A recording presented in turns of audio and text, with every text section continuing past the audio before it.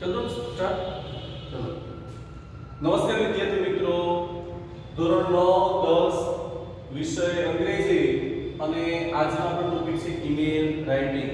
છેલ્લા લાસ્ટ લેક્ચરમાં એટલે કે ગયા વિડિયોમાં આપણે ઈમેલ રાઇટિંગનો એક ક્વેશ્ચન જોયો હતો. એમાં મેં તમને ઈમેલ રાઇટિંગમાં સૌથી મહત્વની બાબત કઈ છે તો કે ઈમેલ આઈડી જે ઈમેલ એડ્રેસ છે એ લખતા શીખવું. તો એ મેં તમને શીખડાવી દીધું હતું કે ભાઈ ફરીથી હું રિપીટ કરું કે કોઈ પણ નામ હોય એને કેપિટલ વર્ડ નહીં લખવાનું, સ્મોલ વર્ડમાં એ નામ લખવાનું, બરાબર. પછી કોઈ પણ બે ફિગર લખવાના, પછી @gmail.com, બરાબર. તમારે એ ખાસ યાદ રાખવાનું. પછી ક્વેશ્ચનમાં જે નામ પૂછાય, બરાબર, એને તમારે રિપ્લેસ કરી અને તમને મેં જેમ કીધું કે તમે લખી શકો. માની લો કે 10માં આની પહેલા આપણે મેલ જોયું એમાં ઈમેલ આઈડી લખેલું હતું, બરાબર. આમાં નથી લખેલું, આમાં ખાલી જસ્ટ નામ લખેલું છે. જો પહેલા આપણે ક્વેશ્ચન જોઈએ, draft an email on behalf of Ronak Shah પરથી એક ઈમેલ લખવાનો છે. હવે કોને લખવાનો છે? આ રોનક છે એ કોને લખશે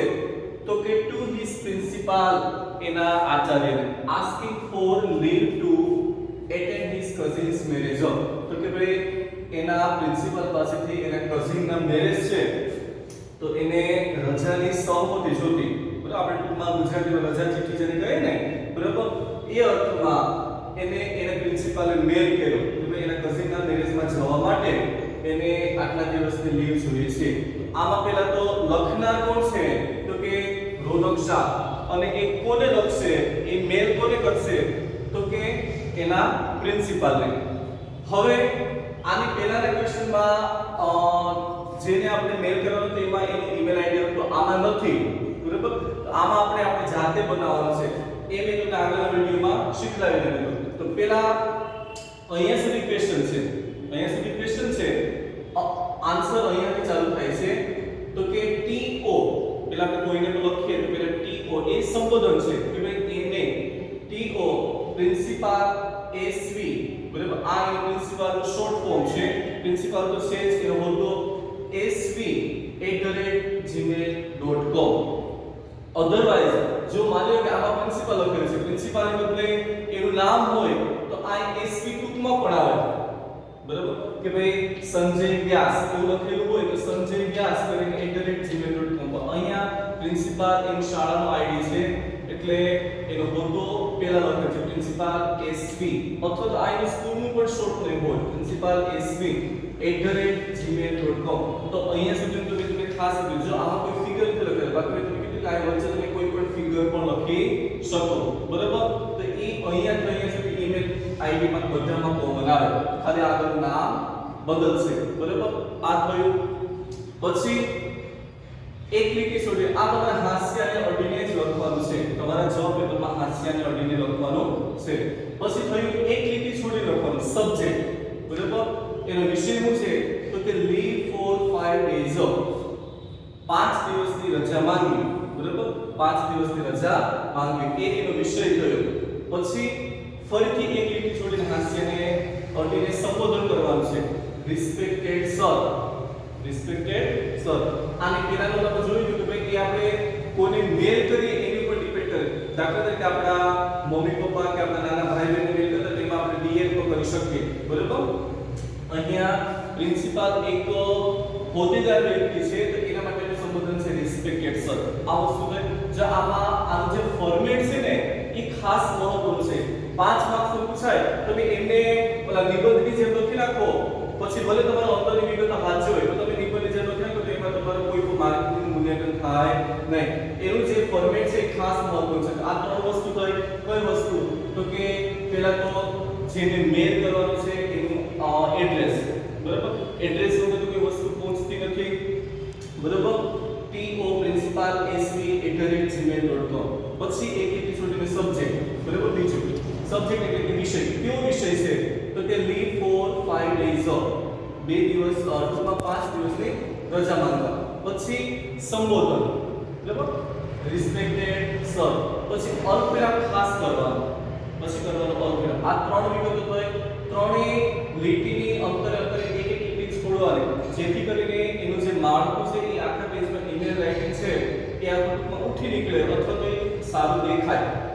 બરાબર આ ત્રણે હાસ્ય નળી લખવાની છે અને ત્રણેયની વચ્ચે એક લીટી છોડવાની છે ફરીથી એક લીટી છોડીને હવે પેરેગ્રાફ માટે લખવાનું છે જો I have to attend the I નો સબ્જેક્ટ કયા વિષય ઉપર કે એ આ મેઇન પેરેગ્રાફ લખવાનું છે I have to attend the marriage ceremony of my cousin in Bhavnagar તો તમે મારે ભાવનગર શહેરમાં મારા કઝિનના કઝિન એટલે કોઈ પણ મામા કોઈ પિતરાઈ ભાઈ બહેન એના લગ્ન પ્રસંગે હાજરી આપવાની છે બરાબર એના લગ્ન પ્રસંગે હાજરી આપવાની છે ક્યાં તો કે ભાવનગર પછી છે the marriage will be take place on 15th November ક્યારે છે લગ્ન 15 નવેમ્બરે આ લગ્ન 15 નવેમ્બરે છે I request you to grant me leave of absence for 5 days from tomorrow તો કે હું તમને વિનંતી કરું છું કે તમે મારી રજાની ગ્રાન્ટ એટલે મંજૂરી આપો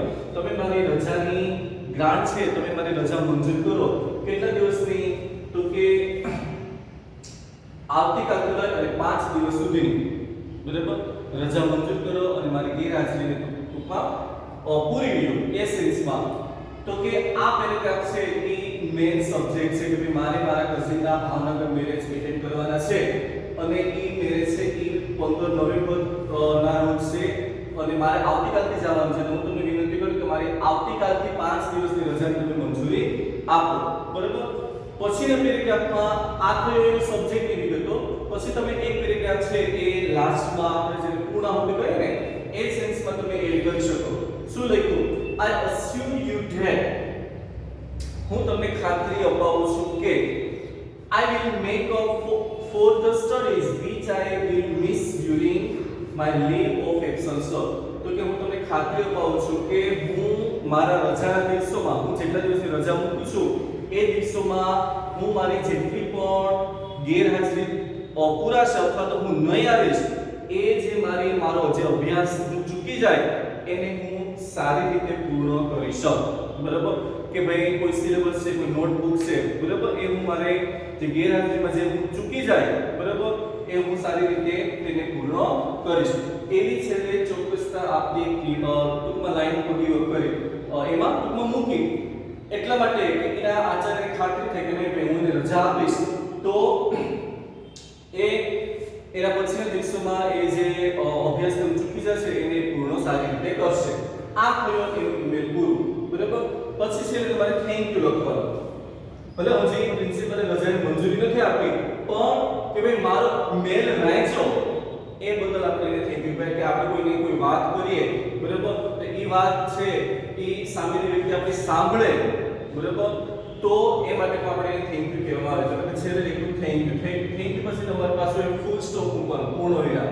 બરાબર પછી છેલ્લે લખનારું નામ આવે બરાબર આ થેન્ક યુ છે એ પણ અલગ લીટીમાં લખવાનું છે બરાબર અહીંયા પેરેગ્રાફ પૂરો થાય બીજો પેરેગ્રાફ પછી આ થેન્ક યુ છે એ પણ અલગ લીટીમાં લખવાનું છે એક લાઈન છોડીને ફરીથી એક લાઈન છોડીને હવે લખનારું નામ આની પહેલામાં આપણે લખ્યું કે યુ લવિંગલી યોર ફેથફુલી બરાબર એવા શબ્દો તમે એડ કરી શકો પણ અહીંયા એના આચાર્યને એને મેલ કર્યો એટલે લખ્યું કે યોર ઓબીડિયન્ટ સ્ટુડન્ટ ઓબીડિયન્ટ શું થાય તમારો આજ્ઞાંકિત વિદ્યાર્થી યોર ઓબીડિયન્ટ સ્ટુડન્ટ તમારો આજ્ઞાંકિત વિદ્યાર્થી અલ્પવિરામ રોનક શાહ બરાબર અહીંયા સુધી એનો છે પણ અહીંયા કયા ક્લાસનો છે બરાબર આચાર્યને રજા પરમિશન માંગવા માટે મેલ કર્યો તો અહીંયા કયા ક્લાસનો છે એની ડિટેલ લખવી જરૂરી છે નહીં તો તમે ટૂંકમાં તમે એના સિવાય કોઈને પણ મેલ કરો તો ખાલી આ બે વિગત ખાલી નામ લખી નાખો તો અહીંયા પૂર્ણ થાય પણ અહીંયા આચાર્યને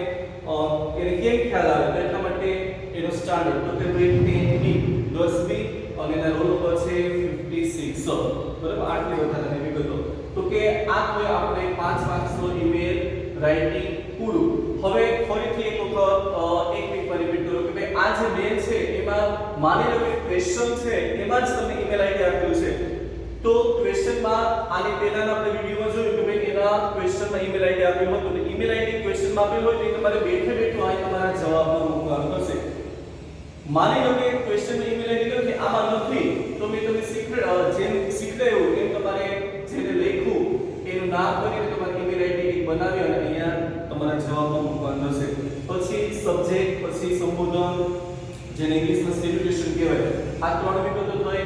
પછી પેરેગ્રાફ પાડી અને સબ્જેક્ટની વિગતો લખવાની, બરાબર. પછી છેલ્લે થેન્ક યુ ખાસ લખવાનું અને છેલ્લે લખનારનું જે નામ હોય, આ બધી જ આ ફોર્મેટમાં ખાસ જરૂરી છે. તમે એમને લખી નાખો તો તમારું એમાં કોઈ માર્કિંગનું મૂલ્યાંકન થશે નહીં. તો આવી રીતે તમે એક સરળ ઈમેલ રાઇટિંગ છે કે તમારી ભાષામાં, બરાબર, તમારા શબ્દોમાં તમે એને લખી શકો, બરાબર.